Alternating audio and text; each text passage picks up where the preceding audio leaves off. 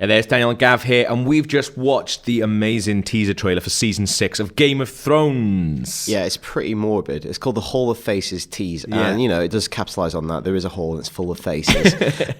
So the Hall of Faces is, I think it's the deepest level in the House of Black and White, which is the temple to the many-faced gods. Yeah. It's located in the free city of Bravos. Yeah. And it's where all the assassins live, the faceless men. Yeah. This is where Jack and Hagar and all the kind of faceless assassins train and work, and this is where Arya spends the latter half of season 5 as an apprentice to the faceless men. She's washing faces. She is. And eventually gets to put on said faces. It's kind of like Karate Kid. I felt that a bit, but it's like, she's just like, why am I washing up? Why am I doing this? And just like right at the end, you'd be like, you'll see why you've been waxing that fence, Arya. Not a kid's film. On these columns are kind of the flayed faces of the dead, which the faceless men can use to camouflage themselves on missions. And I really like that. Like, as it goes through the different sort of people that we know being dead, you get like a line from them that, for me, especially it starts with the Ned Stark one, who says, "The man who passed the sentence swings the sword." That's one of the first things you hear in Game of Thrones, and the thing that stood with me for all of it, I think. It conveys him as a good and honourable man. Exactly, Yeah, it says it's Jon Snow in the first episode, I think. So Ned is followed by Robb Stark, his son.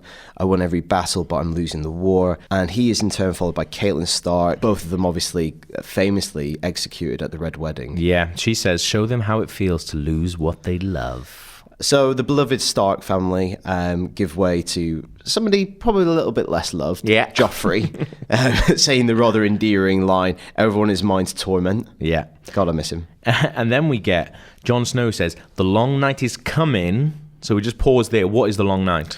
The long night refers to basically, winter is coming, the long night is changeable. The long night happened 8,000 years ago. It's the last time the White Walkers descended upon the lands of Westeros. Yeah. Which is what is happening now. That was one of the most spectacular scenes in last season was the White Walkers breaching the wall.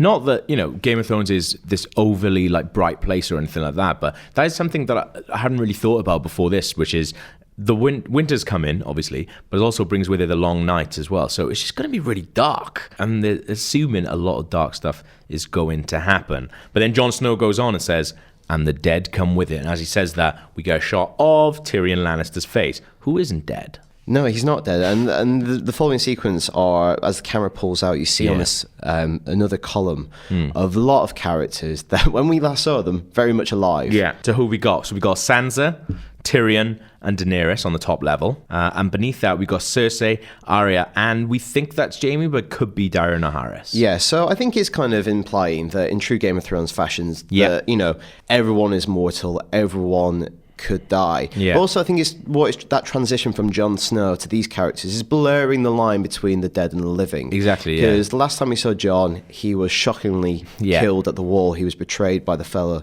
Knights of the Watch.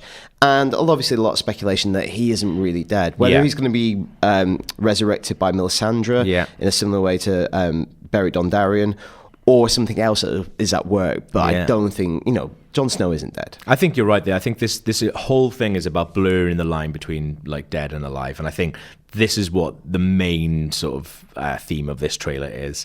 But yeah, a lot of people were expecting a little bit more. I've just been looking through a couple of comments being like, "Give us new footage," because there was a lot of images that came out last week, and people just want to see a lot of new stuff. I think it works really well as a tease because I think teasers are really good when they establish a kind of mood and tone for the entire season. Definitely, yeah. And this is grim as hell. Yeah.